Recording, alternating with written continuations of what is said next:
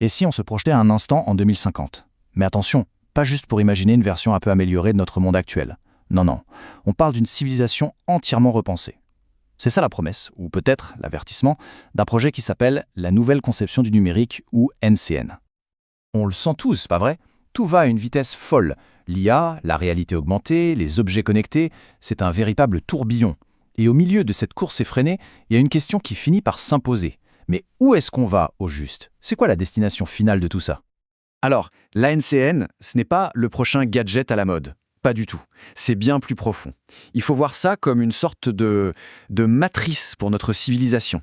Une philosophie, une feuille de route vers un avenir où le numérique n'est plus simplement un outil qu'on utilise, mais carrément les fondations sur lesquelles notre monde est construit. Ok, alors, allons-y.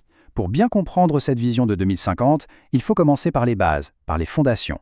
Concrètement, sur quel pilier technologique un futur comme celui-là pourrait bien reposer? En gros, cette transformation repose sur 3 grands piliers. D'abord, on a les révolutions scientifiques pures et dures, l'IA, le quantique, les neurotechnologies.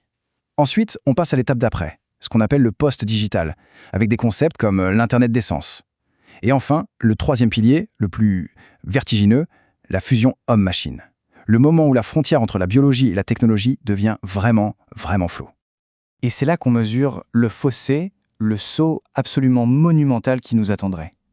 Prenez la gouvernance, par exemple. On passerait du simple vote en ligne à une gouvernance algorithmique mondiale, rien que ça. Ou la spiritualité. Des petites applis sur nos téléphones aujourd'hui, à des temples augmentés demain. Le changement n'est pas une petite évolution, c'est une refonte complète du système. Bien sûr, toutes ces technologies, l'idée ce n'est pas qu'elles restent sagement dans des laboratoires. Non, le but c'est qu'elles s'infiltrent absolument partout, pour redessiner radicalement chaque aspect de nos vies. Et ce qui rend tout ça encore plus intense, c'est l'échelle. Pensez-y, d'ici 2050, on sera près de 10 milliards d'humains sur Terre.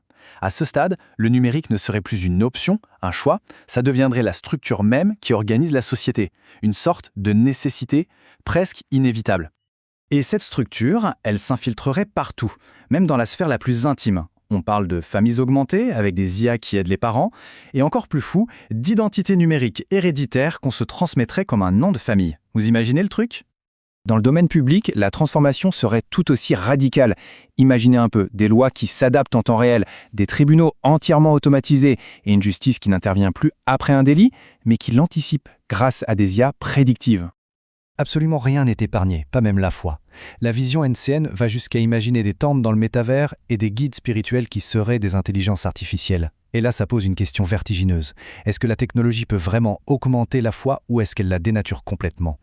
Bon, tout ça peut paraître un peu abstrait, un peu lointain. Alors pour rendre les choses plus concrètes, suivons une journée dans la vie de Maya, une jeune femme qui vit en 2050.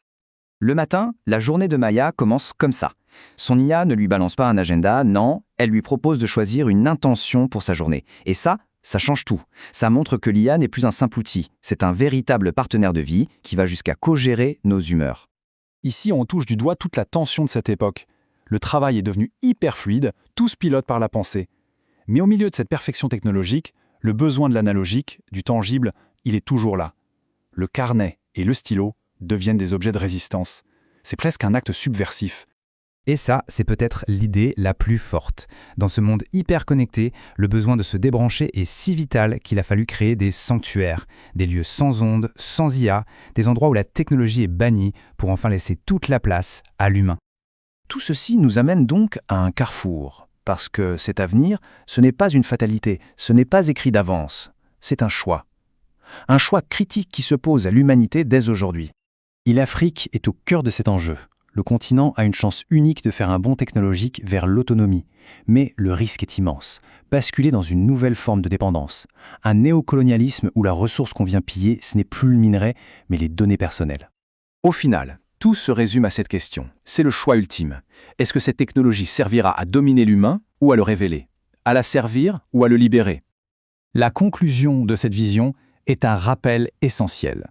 Au fond, la véritable mesure de notre progrès ne sera jamais la performance de nos algorithmes, mais bien la profondeur de notre humanité. La question n'est donc pas de savoir ce que la technologie fera de nous en 2050, mais ce que nous choisissons dès aujourd'hui de faire avec elle.